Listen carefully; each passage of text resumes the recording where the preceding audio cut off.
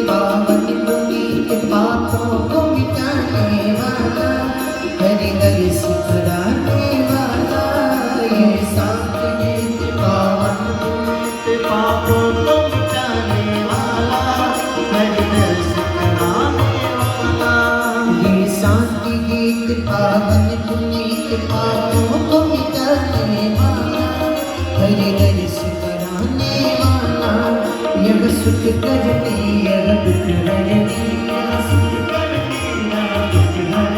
यह सुख करनी यह दुख हरनी, श्री मधुसूदन की आरती, पापियों को पाप से तारती, श्री भागवत भगवान की आरती, पापियों को पाप से तारती, श्री भागवत भगवान की आरती, पापियों को पाप से तारती।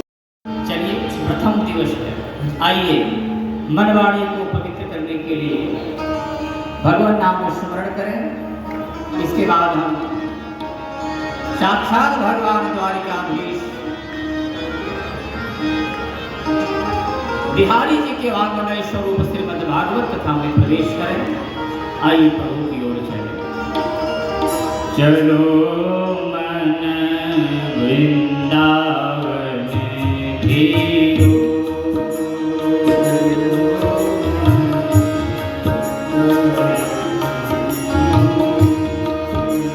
चलो मन वृंदावन फिरो,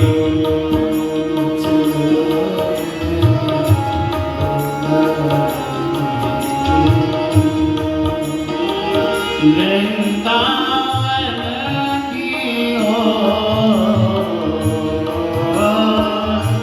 वृंदावन के ओर, चलो मन वृंदावन की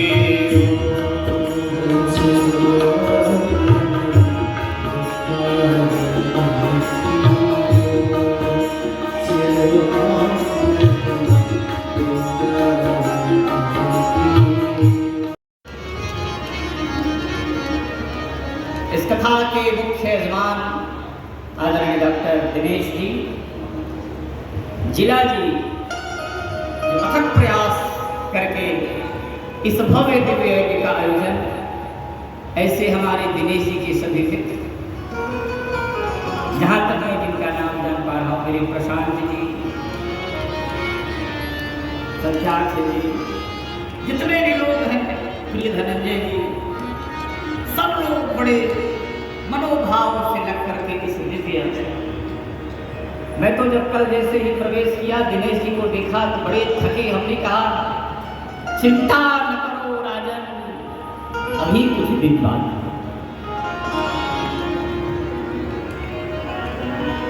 जब जन्म जन्मांतरों का पुण्य एकत्रित होता है ऋषि पुत्रों, और भाग्य उदय होता है, तब जाकर के उस व्यक्ति को, उस पुण्यात्मा को श्रीमद् भागवत कथा सुनने का सौभाग्य प्राप्त होता है।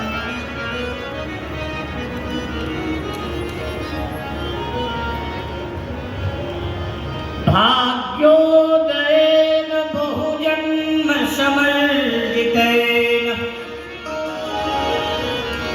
सत्संगमं च लभते पुरुषो यदा। जन्म जन्मांतरों का जब पुण्य एकत्रित होता है और भाग्योदय होता है,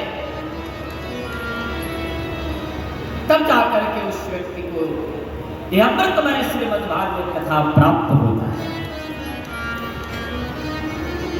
मुझे बड़ी प्रसन्नता हुई कि आज आप लोगों ने अमृत कलश लेकर के इस कड़ी धूप में, बड़ा आवाज बढ़ा के रखना भैया, धूप में आपने अमृत कलश लेकर के पूरे गांव में आपने परिक्रमा किया। पता है वह भाग्यशाली व्यक्ति है, वो भाग्यशाली हमारी बहनें हैं, माताएं हैं, जिन्हें अमृतमय कलश उठाने का सौभाग्य प्राप्त हुआ है। ये सबको प्राप्त नहीं होता है। इस ब्रह्मानंद अमृत पर अमृत कलश जो उठा ले वो जीवन का सबसे बड़ा भाग्यशाली। ब्रह्मानंद की प्राप्ति भगवत नाम स्मरण के साथ जब व्यक्ति अमृत कलश धारण करता है वह ब्रह्मानंद की प्राप्ति होता है, क्योंकि भगवत अमृत है, कलश अमृत है, अमृत कलश है। और आपको बताएं सबसे बड़ा सौभाग्य तो आपका यह है कि ऐसे उत्तम मुहूर्त में कल कामदा एकादशी और आज द्वादशी कितने से जो श्रीमद् भागवत महापुराण आप श्रवण कर रहे हैं कि एक जन्मों का नहीं हजारों जन्मों का पुण्य है, तब जाकर के आपको ये श्रीमद् भागवत संहिता प्राप्त हुआ है। ध्यान देना, इस कलिकाल का सर्व श्रेष्ठ साधन अगर कोई है भगवत प्राप्ति का तो वो श्रीमद् भागवत महापुराण की कथा है। भक्ति प्रदान करने की कथा अगर कोई है तो श्रीमद् भागवत कथा। इस कलिकाल में कल्याण का साधन अगर कोई है तो श्रीमद् भागवत महापुराण की कथा। दिनेश जी बड़े ध्यान पूर्वक सुनिए। राम सागरी श्रीमद् भागवत में कहा गया कि एक श्लोक का कोई पाठ कर ले तो 1000 कपिला गौदान करने का फल प्राप्त होता है। अगर श्रीमद् भागवत का एक श्लोक का कोई उच्चारण कर ले तो क्या मिलता है? बोले कि 1000 कपिला गौदान करने का जो फल प्राप्त होता है श्रीमद् भागवत के एक श्लोक श्रवण करने मात्र से वो फल प्राप्त हो जाता है।